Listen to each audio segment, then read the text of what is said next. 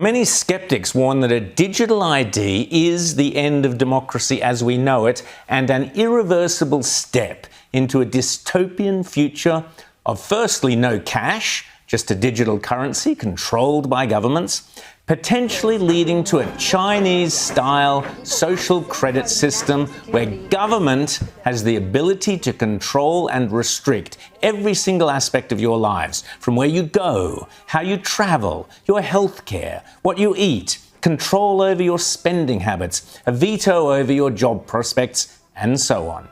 On your screen is the World Economic Forum's graph on how a digital ID is central to controlling every part of an individual's life. Financial services, food and sustainability, travel and mobility, e-commerce, social media and telecommunications, it's all there. And of course, every aspect of your healthcare. Digital ID schemes potentially give absolute powers of surveillance and control over every aspect of your life to unelected bureaucrats, unscrupulous politicians and greedy governments and corporations.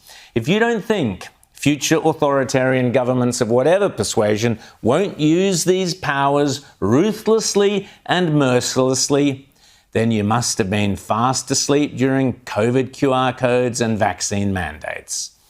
According to an opinion piece in LifeSite News, the reality of digital identity is not about curbing illegal immigration. It has nothing to do with securing jobs, and it most certainly isn't meant to protect youth online. They say digital ID is the linchpin of the United Nations push for a global surveillance state.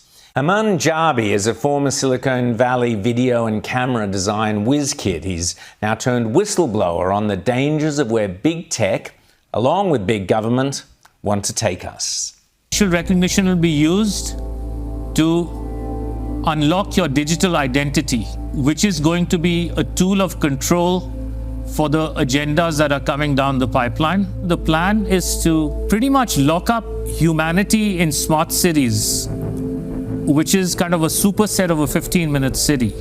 Water management is about water rationing, noise pollution is about speech surveillance, traffic monitoring is about limiting mobility, and then, of course, energy conservation is all about rationing heat, electricity and gasoline. Keir Starmer is currently trying to introduce the UK's digital ID by making it mandatory if you want to work and pretending it will solve Britain's immigration problems. The public aren't buying it. But what could be a better way to trick the public into getting a digital ID than by linking it to restricting under 16-year-olds from social media? Suddenly you're doing the right thing for the kids. And don't worry if it's a tad inconvenient. What with facial recognition and stuff, you'll soon get used to it. I believe that over time, facial age estimation, liveness tests, and other forms of age assurance will become normalized as well. Different people at different ages will have different levels of comfort with things like taking selfies or using biometrics or even digital ID. It really varies. The E-Safety Commissioner is about to announce how Australia intends to implement its under-16 social media restrictions. If you hear the words digital, identification, biometrics, or facial recognition, you know the fix is in. Surrender to a digital ID and surrender your children's freedom.